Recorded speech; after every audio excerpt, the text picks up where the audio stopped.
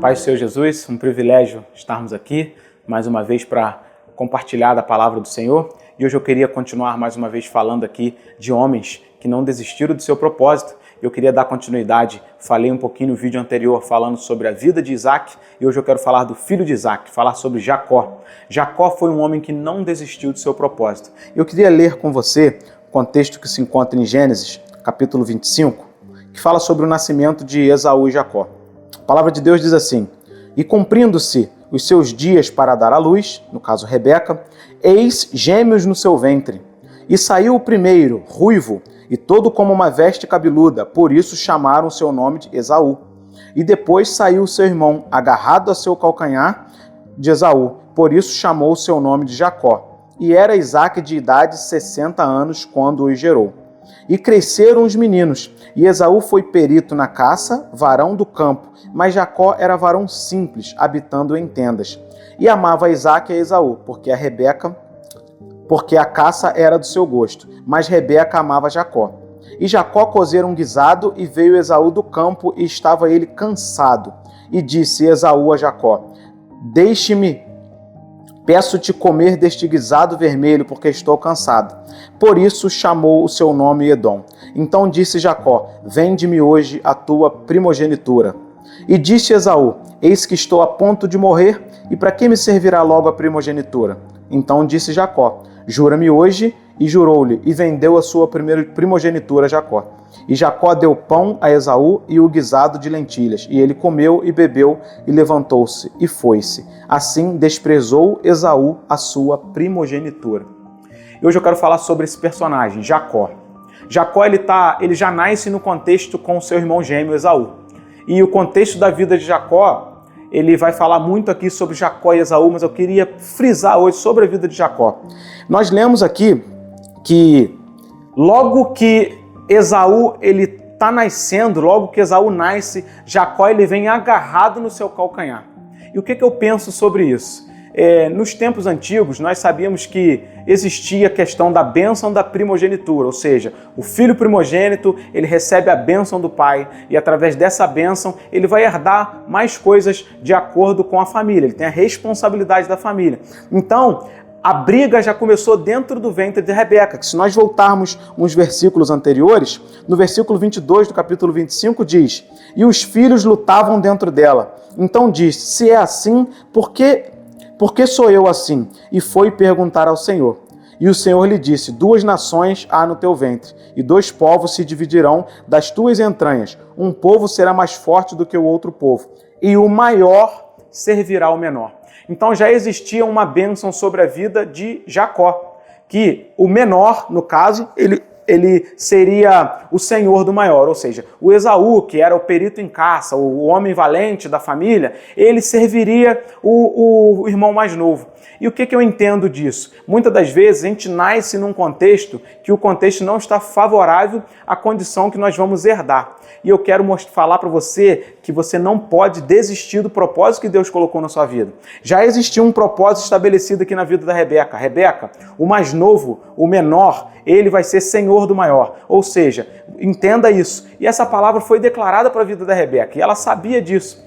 Mas com o andar das coisas, o crescimento dos filhos, ela foi vendo que o Isaac, ele amava mais Esaú, porque Esaú era aquele homem da caça, Esaú era aquele homem que ia no campo, caçava, trazia para o seu pai. Então o pai ele tinha um privilégio, ele tinha uma alegria em ver aquele filho trazendo aquelas coisas para ele. E Jacó já era um homem simples. Aquela simplicidade de Jacó talvez não ia ser um guerreiro. Então os pais muitas das vezes olham um homem mais forte, como esse aqui vai ser um homem que vai herdar, que vai proteger toda a nossa família.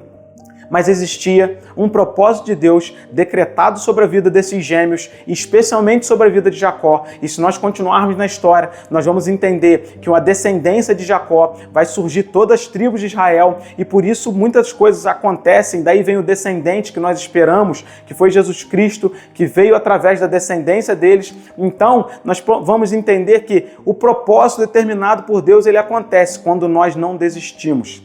Então Jacó ele veio agarrado no calcanhar do seu irmão, ou seja, ele poderia muito bem ter desistido desde o seu nascimento. Agarrado, eu entendo então que eles nasceram juntos. Por mais que um saiu primeiro, mas se eu estou agarrado, eu estou conectado, eu estou unido. Esse aqui veio primeiro, mas o outro veio agarrado nele. Então eu não nasci depois, um tempo depois. Não, eles nasceram no mesmo instante ali. Um passou talvez à frente do outro, mas existia uma bênção ali que desde do ventre eles já estavam lutando por esta bênção. Só que no momento oportuno, Esaú ele abre mão da sua primogenitura. E Jacó, o que ele faz? Ele aproveita da oportunidade para poder comprar a primogenitura do seu irmão. E o que eu entendo da história desses dois homens? Jacó ele não desistiu. Jacó, por mais que neste momento ele comprou, depois ele teve que fugir, porque ele engana o seu pai, ele com Rebeca, ele engana o Isaac através da primogenitura para receber essa bênção, ele se veste como seu irmão. A Rebeca prepara um guisado para o pai, que já estava avançado de idade, não enxergava direito. Então ele se veste com as vestes do irmão. E para receber a bênção da primogenitura de Isaac, ele vai como se fosse Esaú, ele lutou por um propósito. Então Jacó ele luta por um propósito, mas esse propósito custa ele fugir da tua família, fugir da tua parentela, fez com que ele fugisse daquele momento ali. E a partir daí começa a trajetória de Jacó. E a trajetória de Jacó não é uma trajetória fácil. Nós sabemos que ele tem um contexto que ele tem uma visão de anjos descendo e subindo ao céu, e neste momento ele reconhece o Senhor Jesus. Então ele fala, se o Senhor é comigo, ele continuará neste propósito. Então Jacó também tem um contexto que ele vai se casar. Ele trabalha por Labão 7 anos por uma esposa e Labão o engana e depois ele tem que trabalhar mais 7 anos e assim que acontece na vida de Jacó e ele não desiste do seu propósito. E o episódio talvez que nós mais gostamos de falar é que Jacó lutou com Deus. A Bíblia fala que no contexto, quando ele está voltando para casa, Jacó ele luta com Deus porque ele quer receber a bênção de Deus, ele quer que se o Senhor Jesus não for comigo, eu não irei. Então Jacó ele não desistiu do seu propósito, independente das circunstâncias que ele passou. Eu não sei qual é a circunstância, eu não sei qual é a dificuldade, eu não sei dentro do contexto familiar, talvez você se sente o menor da tua casa, mas se existe uma bênção decretada para você, acredite, porque o Senhor Jesus ele vai cumprir.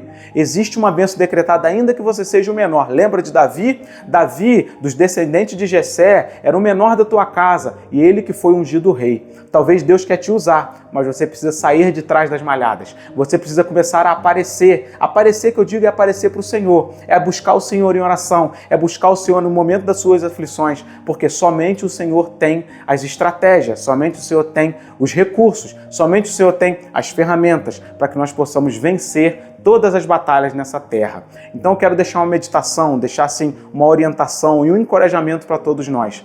Não desista do seu propósito, porque ainda que seja difícil, Deus é fiel para cumprir. Eu vou continuar falando aqui sobre isso, porque nós precisamos entender que para vencer o propósito, nós precisamos lutar. Nosso propósito não vai chegar se nós ficarmos sentados no sofá da nossa casa, esperando um belo dia, o céu se abrir e as coisas acontecerem. Não, nós temos que ir em busca do nosso propósito, porque é assim que Deus quer. Deus quer que nós lutamos, que nós vencemos e permanecemos firme, fiel e constante naquilo que Ele prometeu.